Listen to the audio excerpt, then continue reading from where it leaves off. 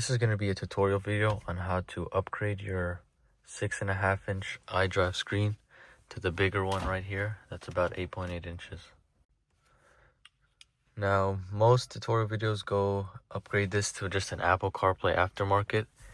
But in this video, I'm going to be doing just OEM. I got this part off eBay for a pretty good price.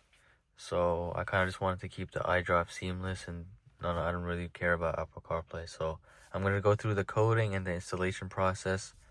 All you need is just the screen and bimmercode, the app. You have to buy it or whatever. So starting off, you just have to start by removing this trim piece right here. Just pull up on it on all the corners from the bottom. So after you got this whole trim out, it just pops out easily, no tools necessary. You're gonna have to unplug these connectors, which is the lock button and the hazard lights. Then you're gonna go ahead and take off these two T20 screws.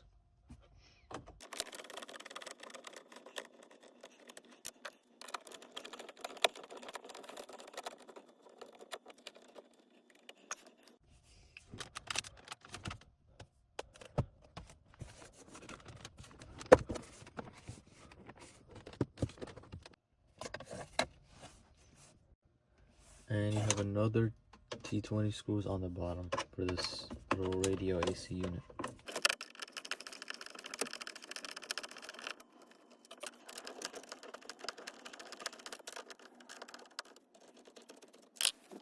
Comes right out. And unplug the connector right here. Now the last thing you have to do is not take this unit out, but move it outwards so this cable that's connected to the actual screen has a bit more slack, so you can pull it up and then unplug it. So this is also, again, two T20 screws.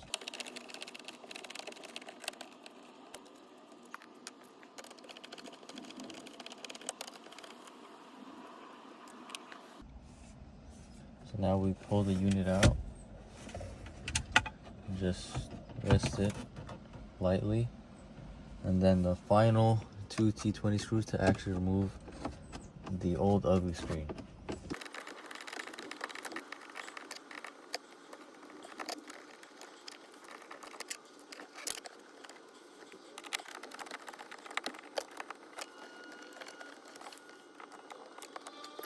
Alright, so this screen just comes up like this. And from the back here, there's this connector that you have to unplug. Now the process is you just go in reverse order, but putting in the new screen. So put this here, plug it in, put this unit back up, put the climate controls back on, and then the AC and the lock and hazard buttons.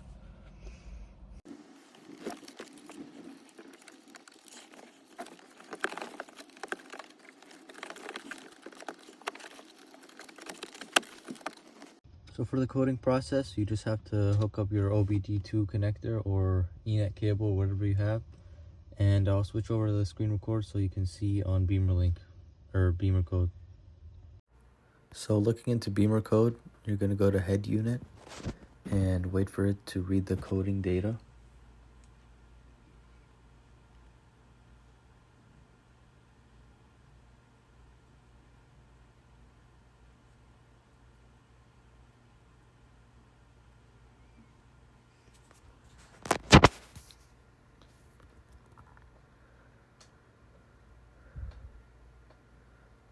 Then you're going to go to expert mode, click continue, go to HMI 3000 and click on the search bar and search display. Go to display size resolution and change that to 8.8 inches from whatever it was.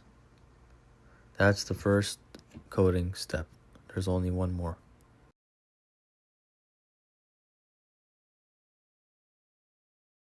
Then you're going to search for display again, but this time click on display variant and then brights display, and that should be it. Go ahead and click on code for it. Click on code, start coding, and that's it. You should be good for the new display.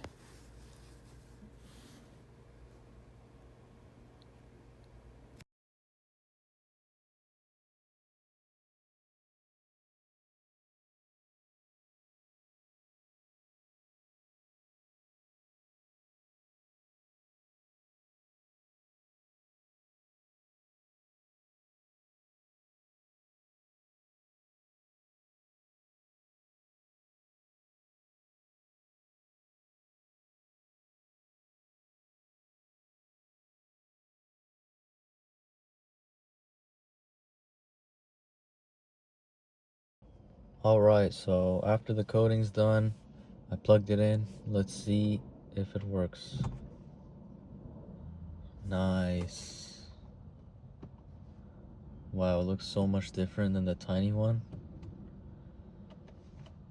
Works seamlessly. I do want to make a note that this is the iDrive that's, kind of comes with this screen. It completely works fine with this if you want to, but there's a bit better controller that comes with a bigger little dial here and more buttons, but that's just, more of an aesthetic upgrade because this works completely fine. But yeah, I just have to put everything back together here and we're good. I also want to note that if you have any model after 2014, like any f30, f32, this will work, just coding and the screen.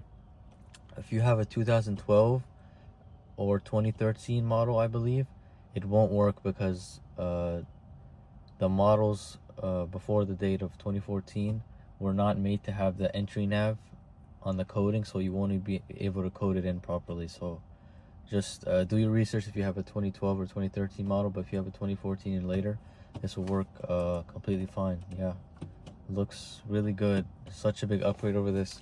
This thing just made it look ancient. You have a nice interior with the steering wheel and the little, sleekness of the BMW interior, and you have this little